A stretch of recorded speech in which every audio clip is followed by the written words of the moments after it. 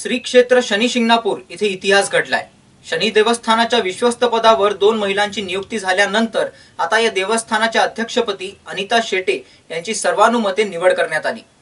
शनी शिंगणापूर इथे झालेल्या नव्या विश्वस्त मंडळाच्या पहिल्या बैठकीत ही निवड करण्यात आली आहे।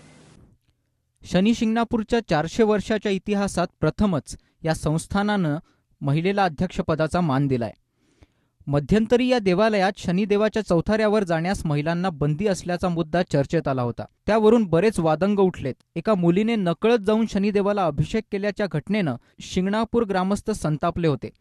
काही राजकीय आणि सामाजिक संघटनांनी आता उघडपणे आंदोलन करून शनी चौथऱ्यावर महिलांना दर्शनास जाण्यास परवानगी मिळावी यासाठी आंदोलन करण्याचं ठरवलंय, पण त्याला ग्रामस्थांचा विरोध आहे। गावातील मंडळींच्या पुढाकाराने एक महिला अध्यक्ष झाली। या निर्णयाचं ग्रामस्थांनी स्वागत केलंय। नव्याने विश्वस्त झालेल्या दोन्ही महिलांचा देखील शनी चौथऱ्यावर महिलांनी दर्शन घेण्यास विरोध आहे। मात्र नवीन अध्यक्षपदाची धुरा अनिता शेटे या यशस्वीपणे आणि समर्थपणे सांभाळू शकतील की नाही हे येणारा काळच सांगेल।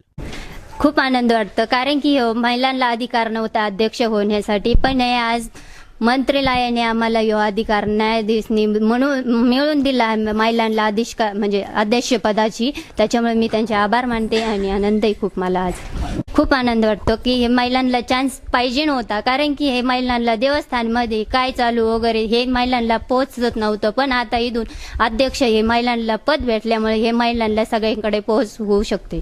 आम्ही महिलांना वरती चौथऱ्यावरती जाऊन देणार नाही आम्ही हे, कारण की 350-400 महिला म्हणजे वर्षापासून महिला ही कधी चौथऱ्यावरती दर्शन घेण्यासाठी गेलेली नाही आणि याच्या पुढे आम्ही महिलांना जाऊन देणार नाही। कारण की तुम्ही आता असे म्हणता की अध्यक्ष हे पद महिलांना भेटलं आणि आता महिला दर्शन घेण्यासाठी चौथऱ्यावरती जाणार, पण हे आम्ही दर्शन घेऊन देणार नाही महिला। आम्ही सगळे गावकरी महिला वगैरे तिथं ठामपणे उभा राहू आणि महिलांना दर्शन घेऊन देणार नाही। प्रतिनिधी शाहिद शेख, ब्युरो रिपोर्ट, जीवन न्यूज।